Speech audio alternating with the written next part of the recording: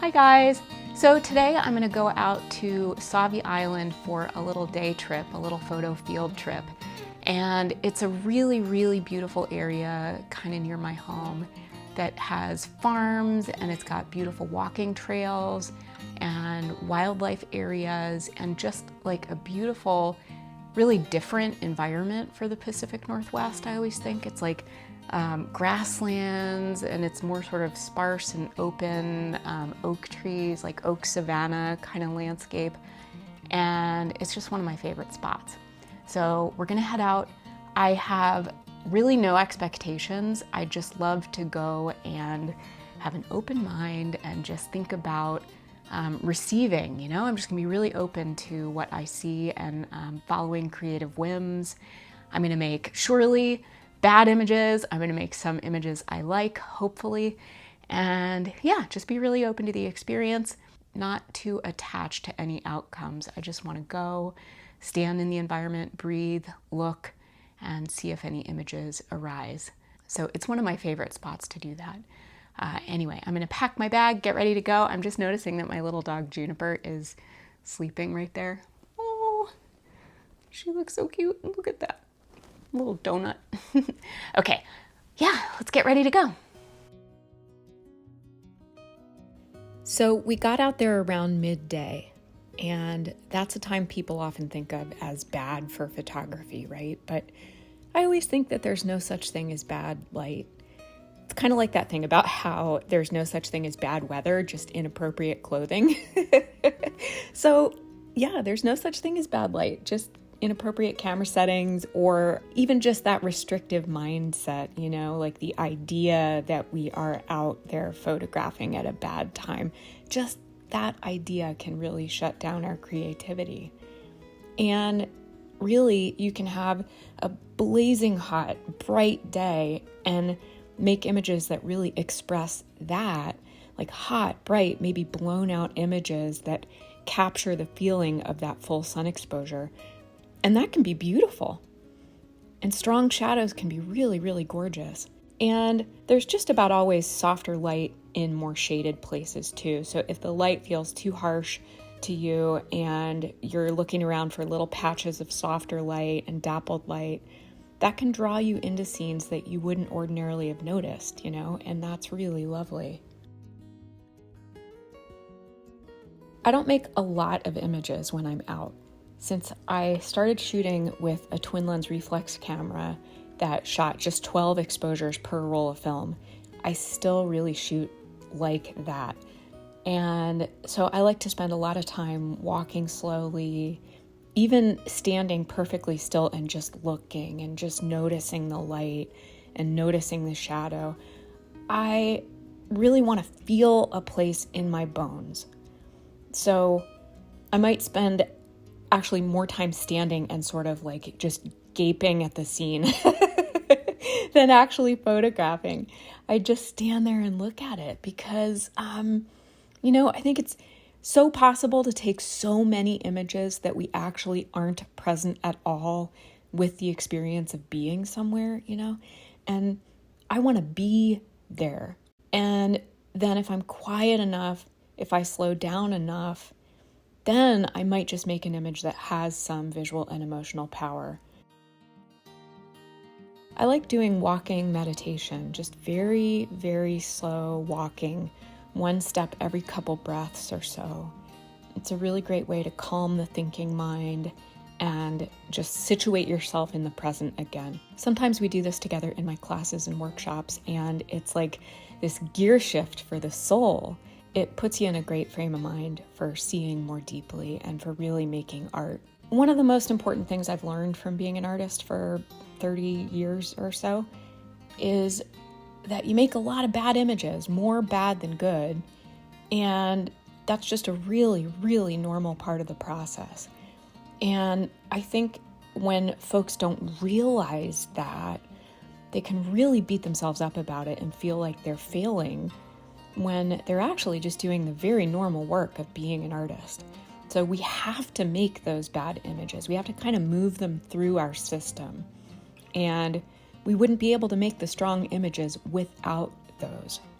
the Buddhist monk Thich Nhat Hanh said, "No mud, no lotus." And I've always loved that so much. No mud, no lotus. So yeah, there's mud in the photo process, but it is essential for the lotuses to arise. And we can also think of all the weaker images we make as a sort of compost for the strong ones. And that compost is essential, right, for a good crop. And it's almost like, thank goodness you're making a lot of bad images, so that you have that good compost to support making the strong images. I like to just not worry at all in the moment when I'm making images. I just make the images, and then later I can evaluate them. I can see if I love them or if they just fall flat for me. And when you look at your images later, some of them might seem like they are just obviously total failures. So it's more straightforward to just toss those. But some of them seem like they're perfectly fine, technically speaking. But they're actually completely boring. So they lack that soul, or they're not a very unique vision. They're sort of just like run-of-the-mill pictures.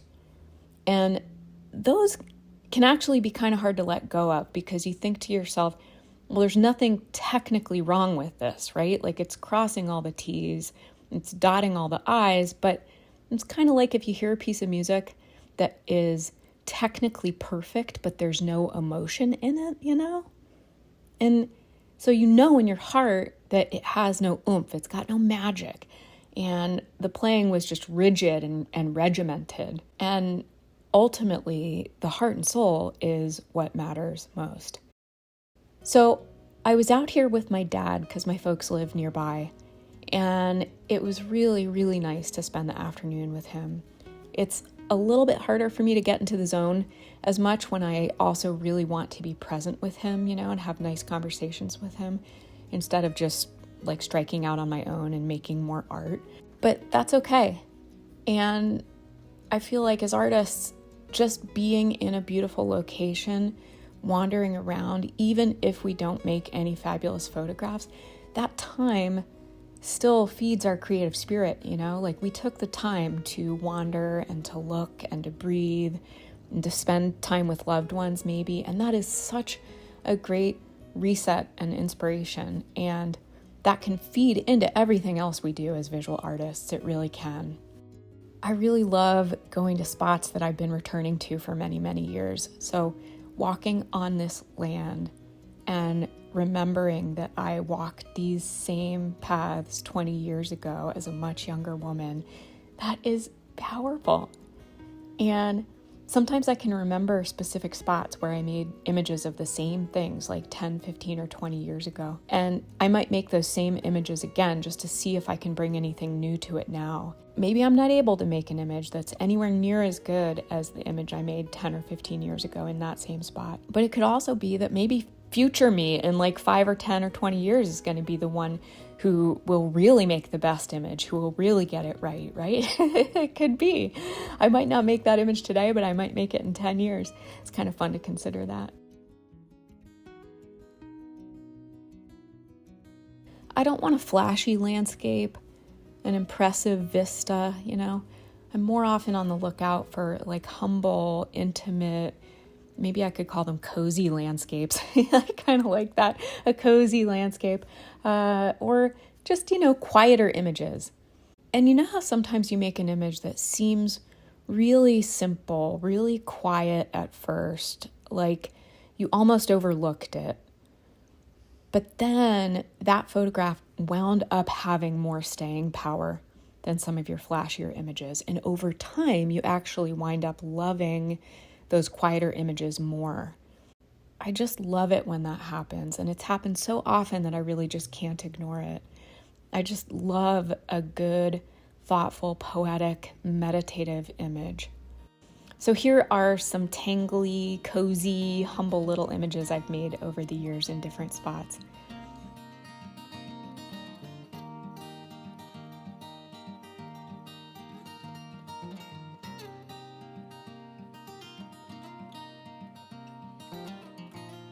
I sometimes like putting my shadow in a landscape scene, which really works well on a quote-unquote bad, overly sunny, harsh day, right?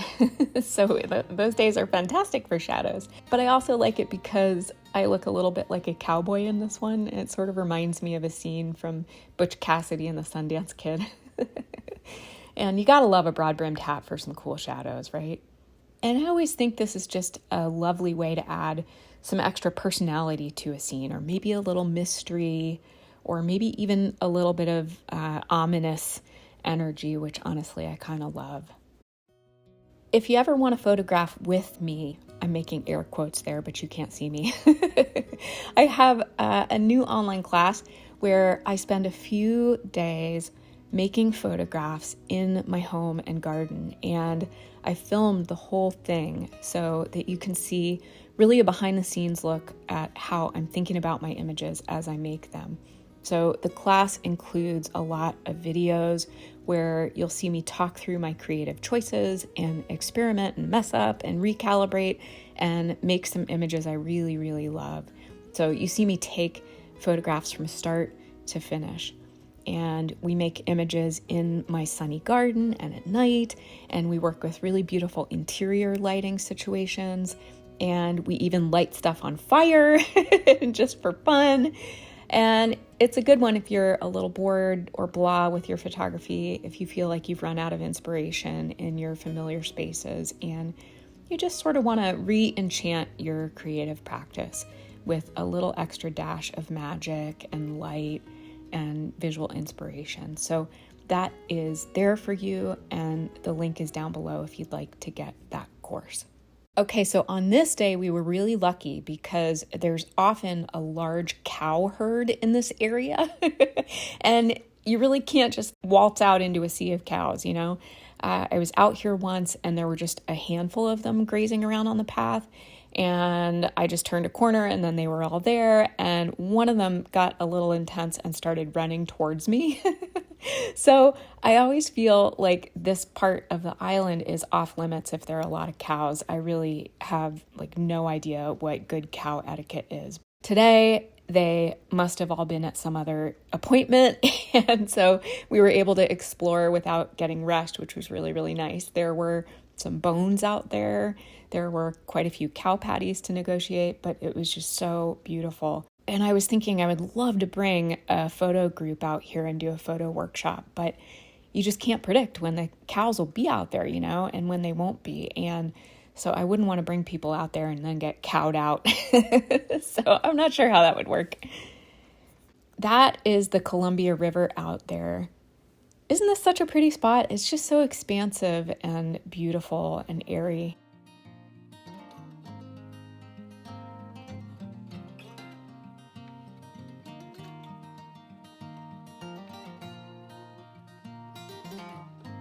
And then I made this photograph of my dad because I turned back around. I saw him there with his camera and his camera bag. And I mean, that's one cool dude there, right? I just love it. It doesn't feel like it's one of my creative photographs, but it's just a lovely moment and more of a document of our day together. It's really fun to be out and about photographing together. And we do that a couple times a year.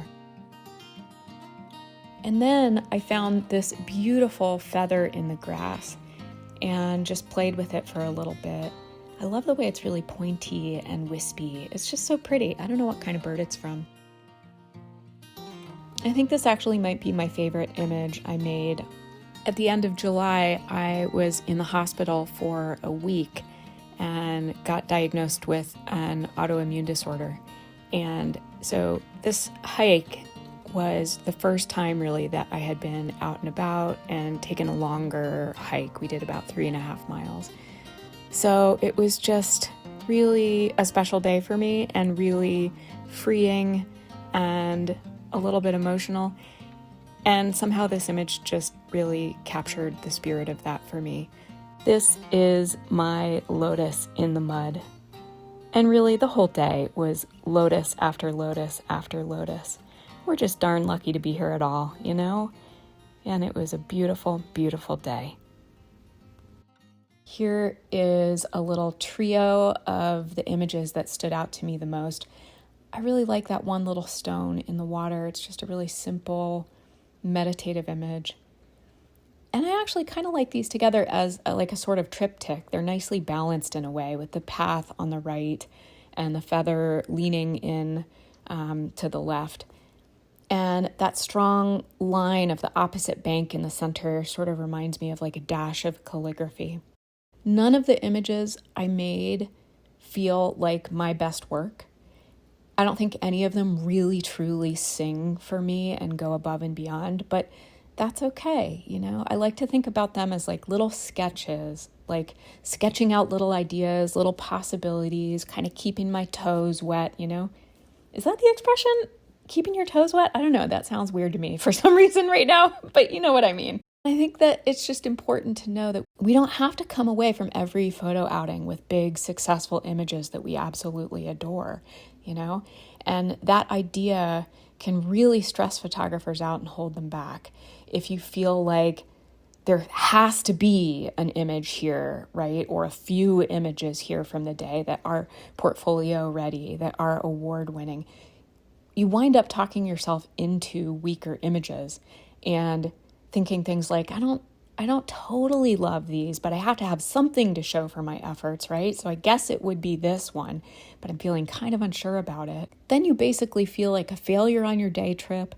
You look at your images afterwards and you feel like a failure. You share them and you feel like a failure, and none of that is great. So it's really nice to know that there are not going to be winning images from every afternoon you spend out and about with your camera. The very best artists are not making winning images every single day. So remind yourself of that, The idea that you're out here failing and other better photographers are walking away from every photo outing with absolutely phenomenal portfolio-ready images, it's just hullabaloo. And it winds up hurting folks. And it's so good to just get out there, right? And just wander around, just look. Experiment with your camera, sketch with your camera, make some images that you're not really sure about just to see what will happen, right? And to spend time smiling up at the sky and feeling the breeze on your skin and remembering to breathe. We all need time like this, Our creative spirits need time like this.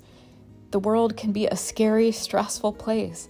And little photo outings, even if it's just around your block for 15 minutes, can make life feel a little bit lovelier again, We don't have to burden that with also making award-winning images.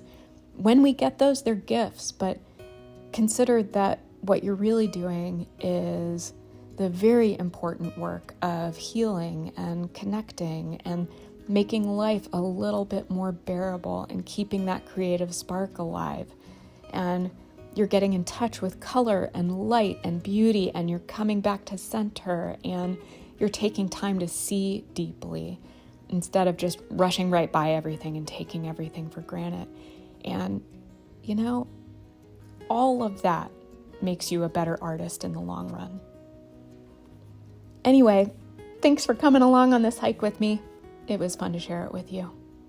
If you'd like to explore creative ideas like these in more depth, as they relate to your own photography, there are many different ways to work with me. I have a series of online courses, most of which you can start as soon as you sign up. Some focus on the creative side of the practice, and some are more professional track classes. And I also do one-on-one mentoring with students around the world. That's where we'd meet on Zoom or phone and do a deep dive on your archives, on any challenges you're working through, your current projects and goals, and I'll help you gain clarity and momentum with those things. Mentoring will feel really helpful if you're stalled or unsure about your next steps.